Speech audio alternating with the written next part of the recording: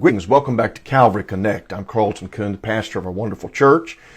I want to talk with you about some real experiences of life over the next few weeks. Some years ago, I was diagnosed with something that is called clinical depression. I'm not alone in that experience. Depression has been called the common cold of our particular era of time. I think it's important that we talk about this. And I want to try to help someone today as you deal with your own journey through what I call the dark season of life. I think it's important to understand that our emotions, our feelings, have no intellect. Instead, our emotions are responses, and we can manage how we respond to those things that we feel. One of James Dobson's books from several decades ago posed the question, emotions, can you trust them? Of course, his unequivocal answer was no. Unfortunately, there are a lot of people who never realize that, so they allow their feelings and their emotions to dictate all of their behavior.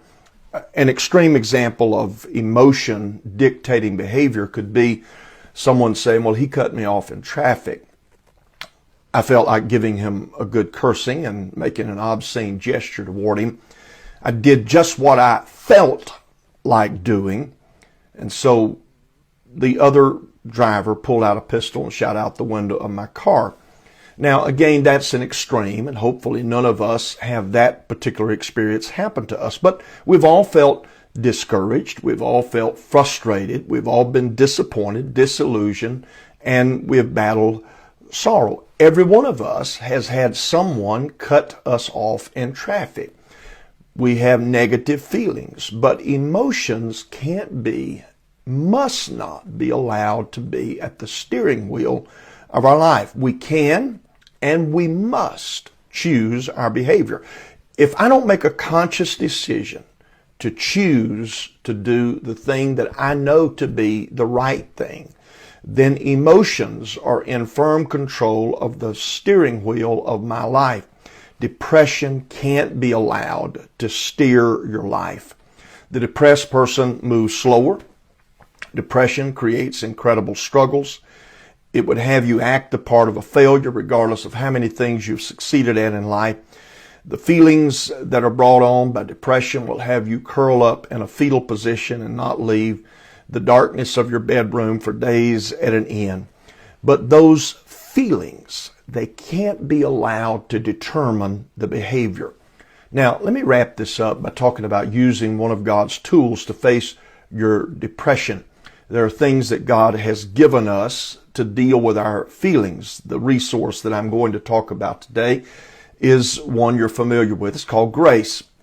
In 2 Corinthians, Paul reports about some things that have happened to him. He says of the Jews, received I 5 times, 40 stripes, saved 1. 3 times I was beaten with rods, I was stoned, I suffered shipwreck, I was a night and a day in the deep, I have been in journeyings often, in perils of water, perils of robbers, perils of my own countrymen, in weariness, in painfulness, watchings. He talks about all of this litany of things that he has gone through. And there's nothing pleasant. There is nothing joyous. There is nothing encouraging about anything that Paul describes. Likewise, depression is unpleasant.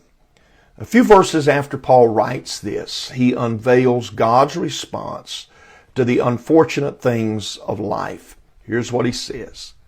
God's report is, my grace is sufficient for you. Grace is commonly defined as unmerited favor. And God's word to Paul in the face of his struggle, my grace is sufficient. God's grace is adequate regardless of my feelings. It can carry me through the disappointments. God's grace is sufficient. If that message is true, and of course it is, then God's unmerited favor is present even when pain and disappointment is experienced. Now, what's interesting about grace is that these seasons where that we're living simply on His grace produce absolutely no positive feelings. Instead, pain still throbs. The ship has still wrecked. The depression is still there. The anguish of life is still very real. No, grace doesn't eliminate the depression, just as it didn't eliminate Paul's stonings or beatings. But the reality of and the realization, the knowledge, the awareness of God's grace and its sufficiency is certainly enough to bring us through the difficult time. Next time we'll talk more about another little resource that you can use in your battle with life's experiences. Have a great week.